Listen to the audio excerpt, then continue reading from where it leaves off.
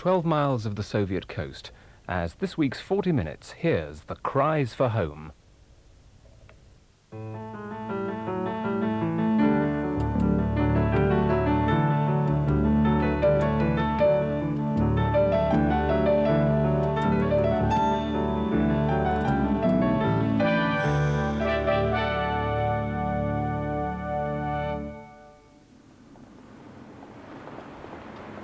I may seem very English every day, my day-to-day life, but people ask me, well, you're not English, are you?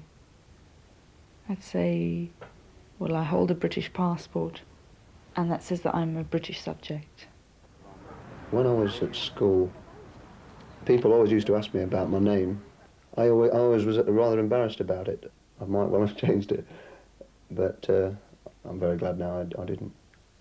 I had great problems when I was mainly in my teens, when people asked me where I was from and is that your real name and where'd you come from? And I wanted just to be a normal English person with an English name.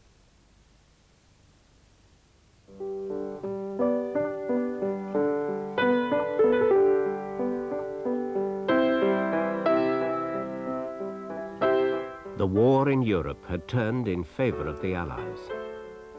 But the people of the Baltic states of Estonia, Latvia and Lithuania knew that no matter who won the war, their lives had changed forever. Even before the outbreak of war, Hitler and Stalin had decided to end the short-lived independence of the three countries. Unable to tolerate the thought of foreign rule, in tens of thousands they fled.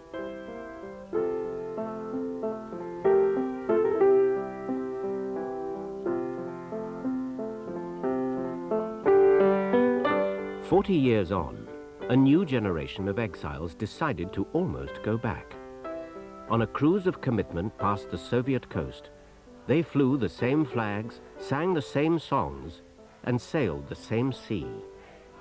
The lost children of Latvia, Lithuania, and Estonia, together for the first time, in protest and homage."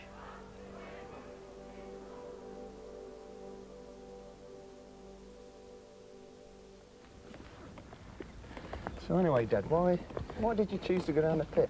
He said going to teach English and that I want to learn English best. Yeah. It's very difficult when you don't speak that language whenever you are. So down the farm, you wouldn't have learned English then? No, they would learn, but it would take a lot longer. My father is Lithuanian and very proud of it, and my mother is a German Romanian. They both had incredible experiences in the war and eventually ended up as refugees in England, and that's where they met. My father was a miner in a Nottinghamshire coal mining village called Kirkby. He was working at the face, and it collapsed on him, and so he's been in a wheelchair now for about 23 years. Let's try and get Radio Moscow. Yeah. Yeah, you can hear it in here. Yeah. That's it, is it? Yeah. Has carried out another underground nuclear test, the 11th this year. Those are the headlines, and now here is the news in detail. Soviet Foreign Minister Edvard Shevardnadze has That's Georgian, isn't it? Is it Georgian? Yeah, Georgian, yeah. Mikhail Gorbachev to Same like Stalin.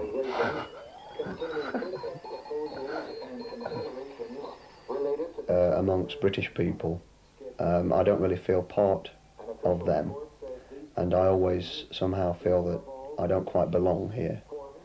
And yet, when I'm with Lithuanians too, I get the same feeling, because they're all speaking in Lithuanian, and I really find it very difficult to understand. I do speak a little bit now, I've learned a little bit, but it's very lonely really, because there are very, very few in the same boat as I am. Perhaps if there was a Lithuanian, German, Romanian society, who all spoke English, maybe I'd find a place with those.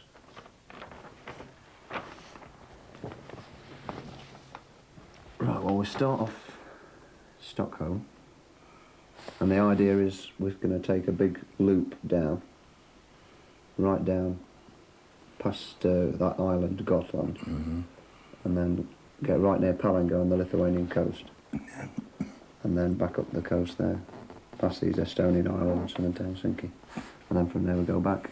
To Stockholm. Yeah. I think the idea is a lot of Latvians, when they were trying to get out, they sailed across. Yeah, this nearest point, you know, from Latvia to that island. Yeah, and I think a lot of them actually died trying to get there. So I think the idea of the cruise is we're going to have a service there.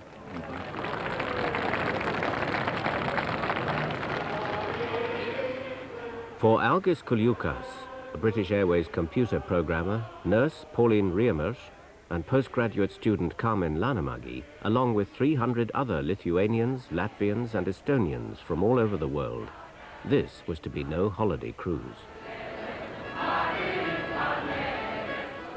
It's a voyage designed largely to taunt Russia, and there are already signs that nerves are beginning to crack.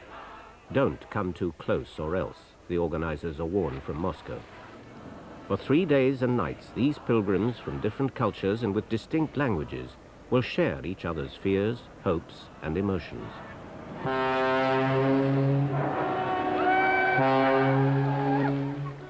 Dawn, off the Swedish island of Gotland, the first in a series of services. It was across this 100-mile stretch of water separating east from west that thousands of Latvians successfully fled. Hundreds, however, failed to complete the last leg of their desperate journey. For 23-year-old Pauline, it's a moment of uncertainty. Seeing the people who had left Latvia, I asked myself why they were going past the coast of Latvia.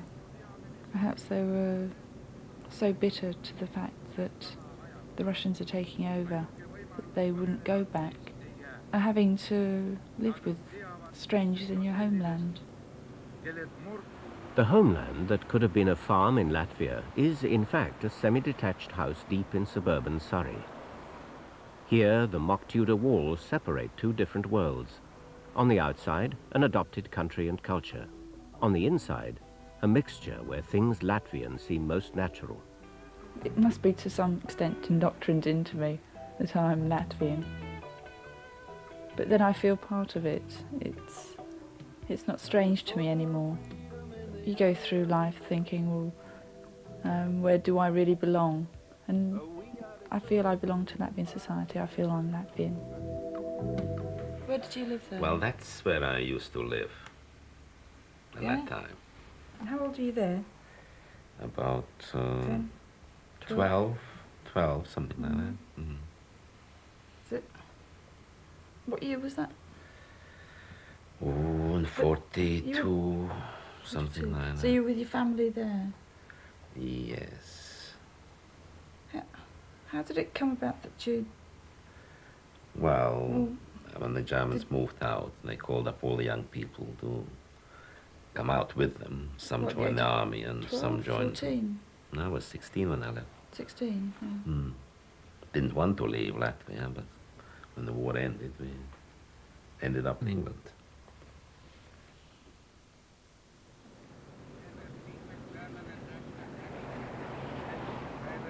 On the coast, several boats were captured by Germans with refugees.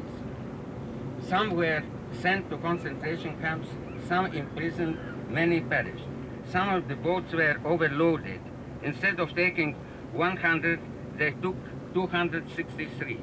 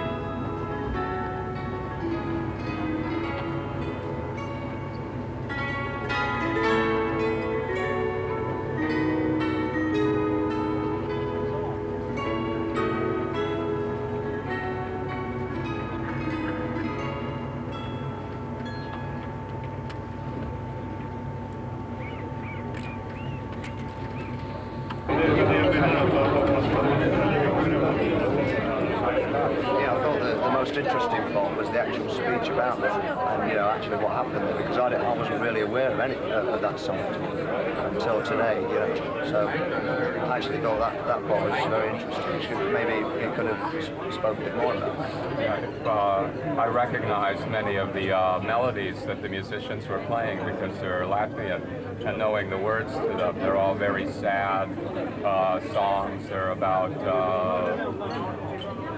lost relatives, or about war, or about young men riding off to war, because that's what the Baltic countries have experienced through the centuries. You can feel that from the tunes, too. The tunes themselves give that. They're very, very moving. I'm singing in the rain, just singing in the rain. I'm happy again. I walk down the lane with a happy refrain and singing. For Algis and his fellow Lithuanians still dry up on deck, their solemn moment, a glimpse of their homeland, is about to be frustrated. Immediately, they suspect a conspiracy. 2 hours ago, we were informed that a radio warning was received regarding the laying of nautical cables near the northern border of Lithuania, making it a dangerous area. The management of the ship has chosen to heed this warning, and we have taken a turn northward. We see this warning as yet another attempt to interfere with our peaceful cruise. For the Lithuanians on board, this is an extremely disappointing moment. For some of them, this would have been their closest proximity to the soil of their homeland. We will now continue with the Lithuanian national anthem.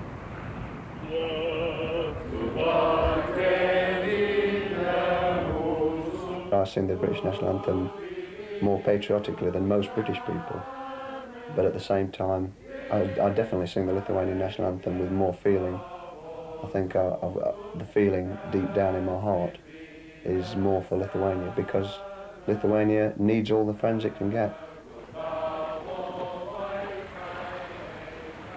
First of all, I'm going to ask you to dedicate your life to the cause of freedom of Latvia.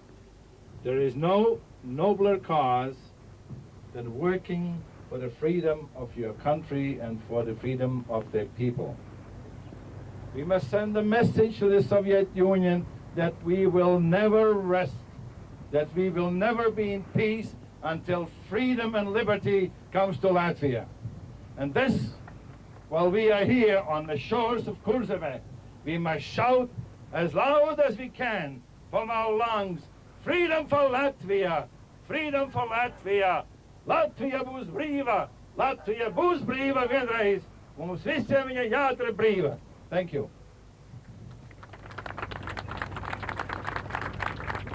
Sentiments that might have expected a fuller response. Perhaps the words were right, but the time and place wrong. After all, somewhere out there is Latvia, or is it Estonia? It doesn't seem to matter anymore. When we were passing the coast of Latvia, the surroundings were very cold. There was a lot of wind and it started drizzling, very rainy, but the atmosphere from the people was very warm, very... it's hard to explain the feeling you get from a crowd of people who are so akin to a country, but they cannot get back to the same country their ancestors came from.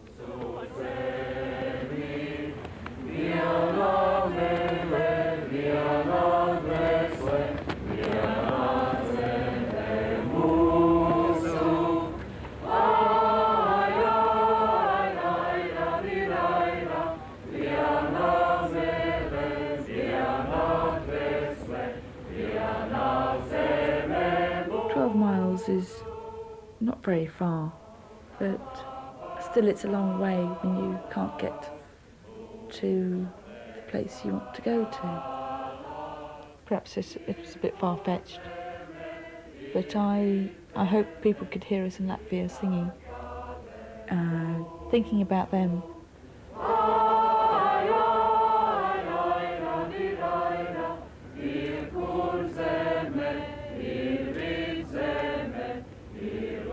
God.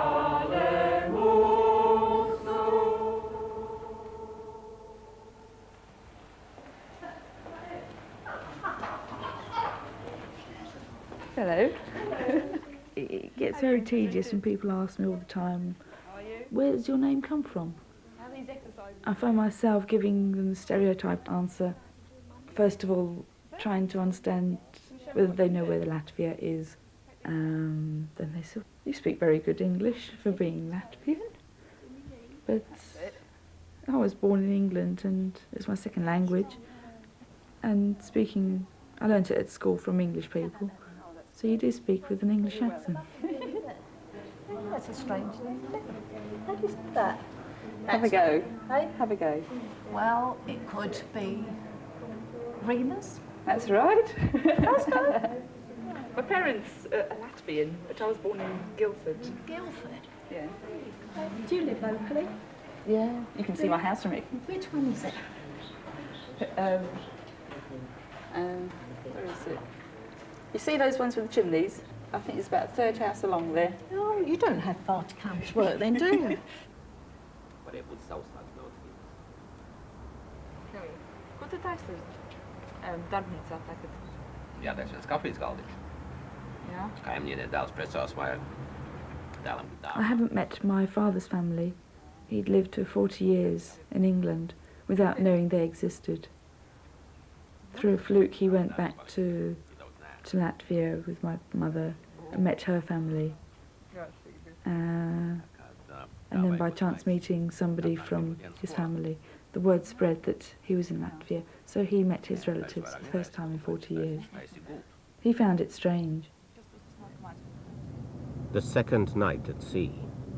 The organising committee on this voyage of peace is in warlike mood.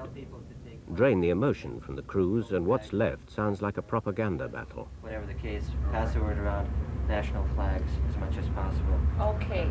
Do we have the timing down as to when, for example, the picnic in the park happens? The problem is, I suppose, to what extent you alert, again, Finnish authorities as to what is really happening. This is the main marketplace, the center of activity in the city. This is more or less, while it is a business street they will be walking on. It's David versus Goliath, and up on deck there's excitement. Goliath has sent out a warship just to remind this impish David that between him and that Estonian lighthouse lies 12 miles of water, Russian water. Well, that's nice, having a welcoming party. The silent message is clear. Don't come any closer.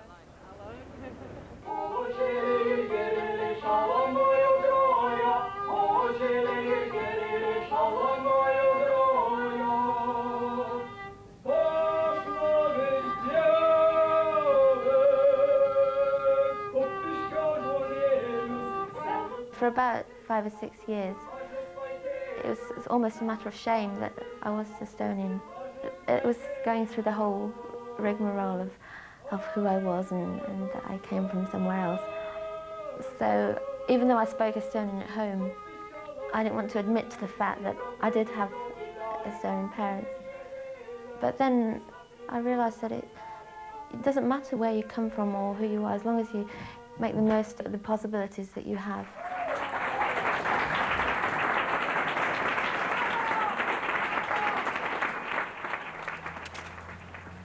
The life of Estonians is centred around the 3 Estonian houses, which are in London, Leicester and Bradford. But the number of Estonians who do feel the national spirit is dwindling all the time, partly because of the decline of the language.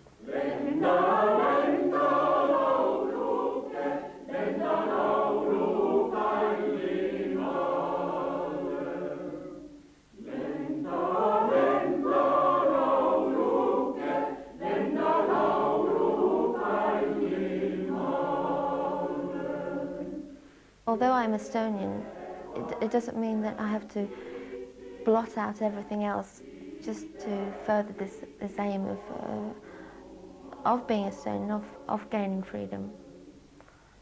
If Estonia was free, I don't think I would go back, because I have so many other things which are as much as a part of my life as my Estonian heritage.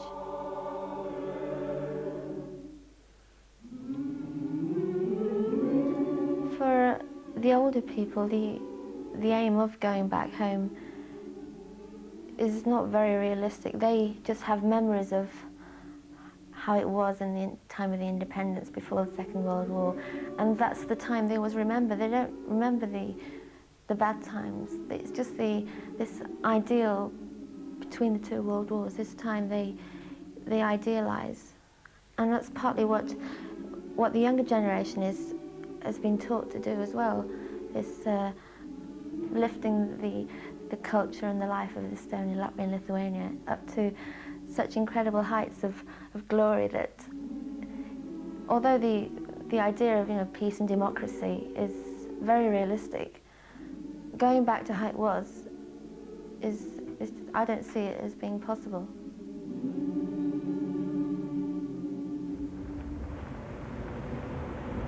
I've never been to Estonia. The closest I've been was on the cruise, but even then you don't really get an idea of what it was like. It was just the general feeling, everybody knowing that Estonia was there, looking out towards the lighthouses, remembering our ancestors and other relatives who are still there.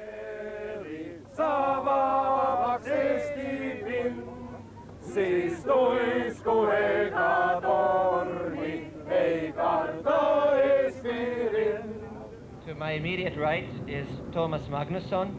Sitting next to Mr. Magnusson is Vladimir Bukovsky, a Russian dissident and human rights activist, author, currently at Stanford University. And to the far right is Alexandra Stromas, no pun intended, and he is currently professor at the University of Salford. There is no particular left-right spectrum to the seating arrangement, but their views, I think, will cover a fairly broad left-right spectrum. The subject of our discussion is the indivisibility between the human rights... The master dissident, Vladimir Bukovsky, with his practiced phrases. Raw political recruit, Algis Koliukas, in his mind an appointment on a less distinguished platform. At home in Hounslow, within a plane's roar of Heathrow, where he works, the maiden speech still has a few problems to be ironed out. All right, ladies and gentlemen, the European Liaison Group represents exile communities from 14 captive nations. Albania, blah, blah, blah, blah, blah, blah. My friends, if I were to think about this,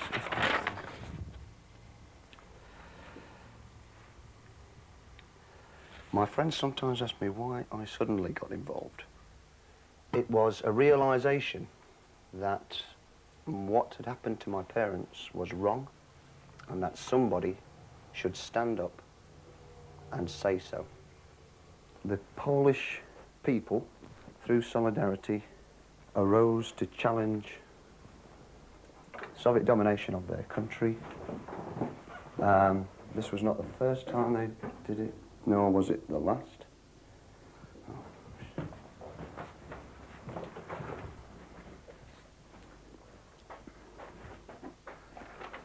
5 years ago, the Polish people, through solidarity, rose to challenge the Soviet domination of their country. This was not the first time they challenged it, nor will it be the last. Nor is Poland the only country to have opposed this illegitimate rule.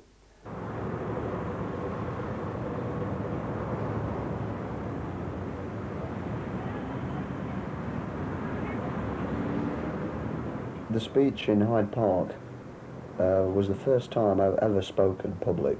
The biggest audience I've ever spoken to before that was a fifth-year assembly at North Border Comprehensive, and the prospect was terrifying, really. Hello. Oh, there. Victor, przygotuj się. Right, yes, fine, great. What's the order? Well, the order is, I'll show you the list in a minute, but you're about the 5th or the 6th in the order. Great. Aha, dobra. And my friends sometimes ask me why I got involved. Hello, hello.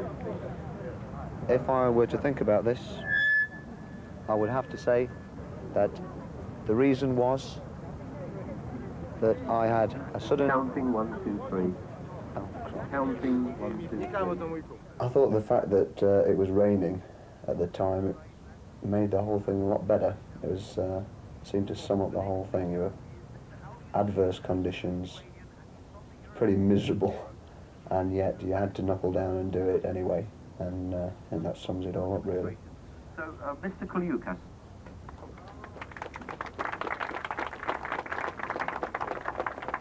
Thank you. Ladies and gentlemen, the European Liaison Group represents exile communities living in Britain from Albania, Bulgaria, Belarusia, Czechoslovakia, Estonia, Georgia, Hungary, Latvia, Lithuania, Poland, Romania, Russia, Ukraine, and Yugoslavia.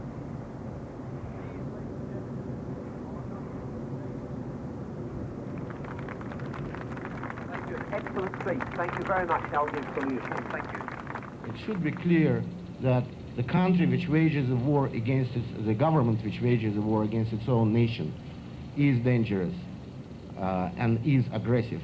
The government which does not allow its people to influence the policy of the nation is double dangerous. To be a politically lost soul is hard going.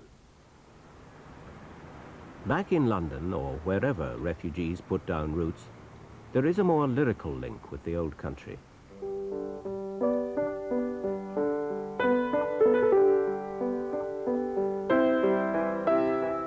A bundle of clothes, perhaps a treasured family ornament, was all the refugees could carry into their new world. But they were shrewd. In escaping from communism, they stole one idea: common ownership. Perhaps unwittingly, they invested their combined pennies in property. So today, though fewer in numbers, they are much richer in assets. But more important than bricks and mortar is the heritage the refugees carried, not in their hands, but in their heads, their music, language, and dance. Teikosim vēl līdz māsas, bet vispirms mēs sākam deju. Es gribu redzēt, kā tu izmaini pēc. Ja? Pēc 3 rokas augšā un pēc izmainās. Ja? 1, 2, 3. Ja?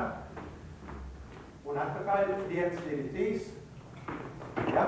Bet redz, kas tur notika. Viņai galva bija pa daudz uz augšu. Tā kā nākamreiz, kad te būs vaļņas, būs tur lejā. Okay? Tā kā vēlreiz izmaini un tur galva lejā. Ja? 1, 2, 3. Tā, lejā. No. 1, 2, 3. Ok, paņemsim no sākuma.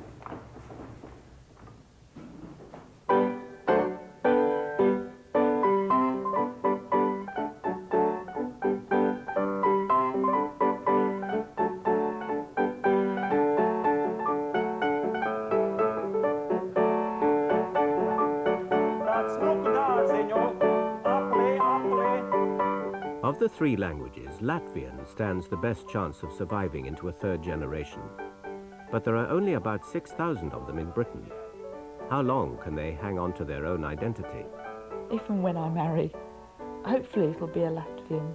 But if not, then it would be somebody special who'd have to understand how I feel within, that I'm not English, and Latvian is important to me, that I would never forget the language. A mile away, in another shrewd little investment in Notting Hill, a dozen of today's Lithuanians dance to a different tune. A smaller community, they're already further down the road to assimilation. For them, English is the common language, and dance is the common bond. The independence that they sought in vain in their homeland, they have found in cities across the world. The biggest group is in Chicago, where there are about 400,000. In Britain, there are only about 4,000. Doing the folk dancing, really, it's just absolutely brilliant. You're working as a team, so you've got to get the moves right. But at the same time, the music and the actual dancing and the costume and everything, I just think it's really enjoyable. I find it amazing that people think it's a bit silly or puffy or whatever, but they really don't understand how good a laugh it is. I mean, we have a right old scream sometimes, even at practices, and the actual performance at the end of the day, if you perform well, it's really exhilarating.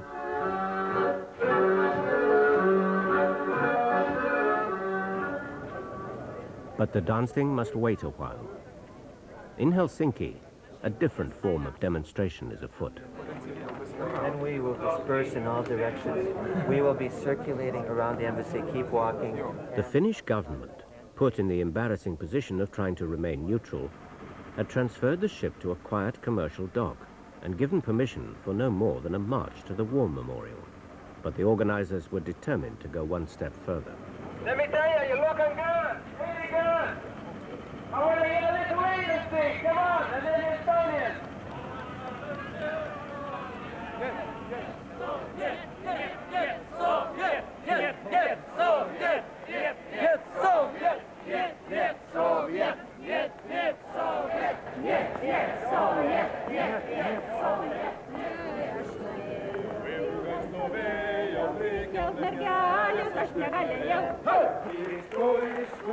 The reception of the Finnish people was absolutely amazing. They came out in their thousands, and just to see us and even touch one of the flags seemed to them something special.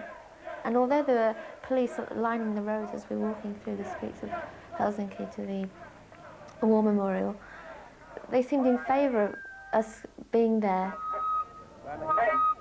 Can you hear me now? We want silence now. Andrei's King will present Vladimir Bukovsky. There will be a speech. Oh, I'm sorry. What's the name? Seppo Karho.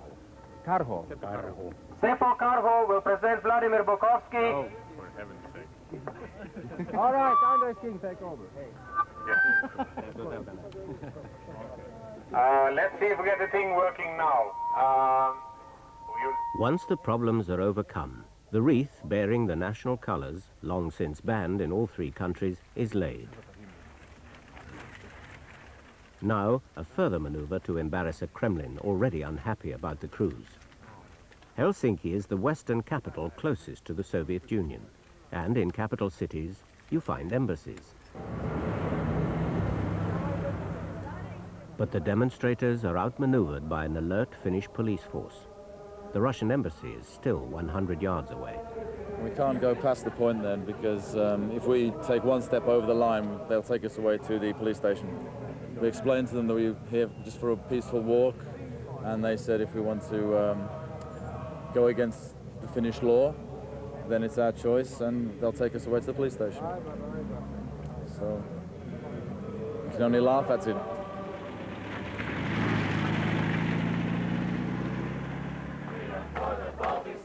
Freedom for the Baltic States! Freedom for the Baltic States! Freedom for the Baltic States! Freedom for the Baltic States! Freedom for the Baltic States! Freedom for the Baltic States!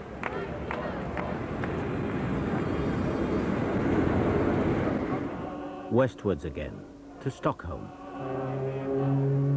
A time to reflect on almost seeing the coasts of Lithuania and Latvia, a flashing Estonian lighthouse, and a distant Russian warship. Time, too, to check on who was winning the propaganda war.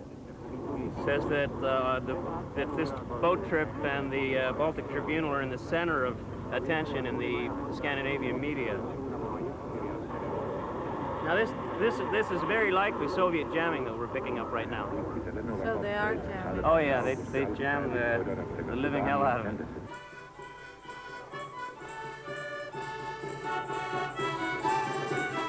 Stockholm at last, and Viktors, the Latvian master of the folk dance, is several steps away from perfection. His big problem is interpretation. Up until now, the groups from London, Leeds and Stockholm have practiced separately. As with any folk dance, there are regional variations. Ņemiet no tā gala, kas ir tuvāk muziķiem. Sue, take it from this end. Yeah? This end is right, no matter what they do. They are right. Hey, LG. Okay, Sorry, you're on. Yeah, hold on a minute. Have you seen it? Have you seen it, buddy? We're actually on the front page of the International Herald Tribune. Really? Well, have I got news for you? Have you seen this? Have you seen that man? Hey, Ollie, you made it. You're a star.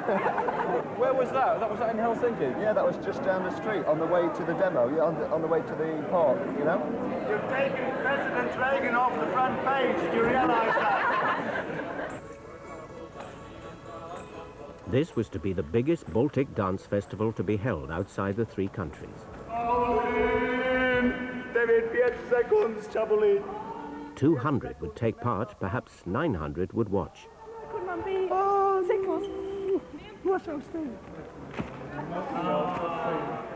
Across the sea, in Riga, capital of Latvia, the Soviets are holding a youth festival on a different scale.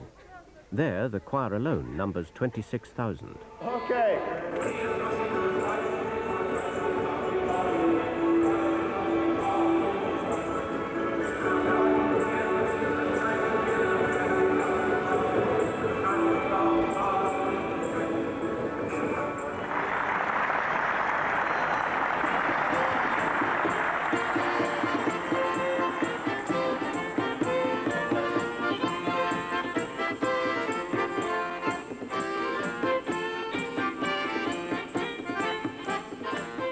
The smallest group, the British Lithuanians, are the biggest success.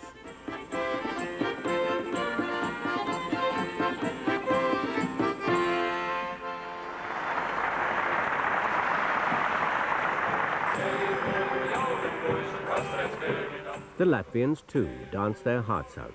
And, so far as Pauline is concerned, her crown off.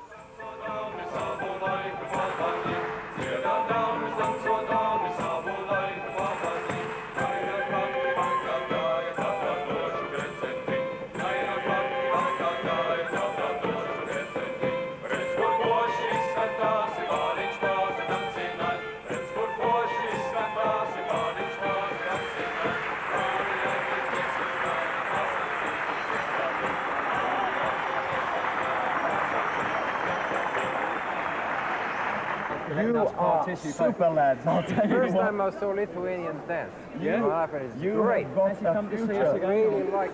Listen, you have got a hell of a future. Thank you. Brilliant, absolutely. Is that your brother in it, Alex? What? Is your brother in it? No, I ain't got a brother. You've been a hero on the show. That's brilliant. Brilliant. The best we've ever done. Absolutely brilliant. Ja, katram būs kā 300 kvidi. Nav, neviens netaup naudu šīs te. Oh! Who lost the crown then? Who lost the crown? Who lost the crown? I don't know what the future holds for me, but being Latvian, living in another country, is like having a dual personality. I am English. I am British, and I'm very proud to be British. Being part Lithuanian is like a supplement. I'm British, although by blood I don't have a drop in me.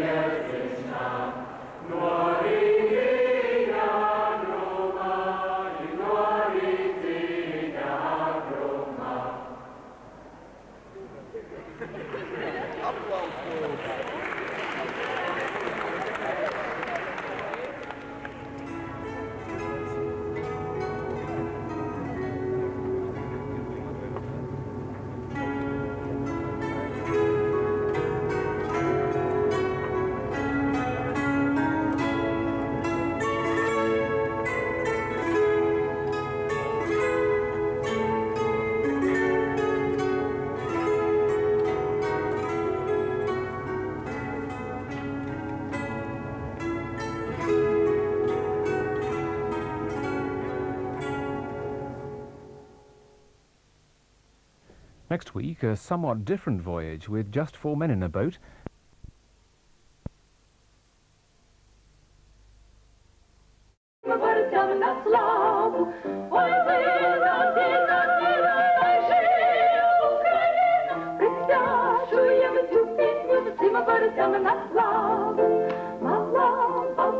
Хлопці,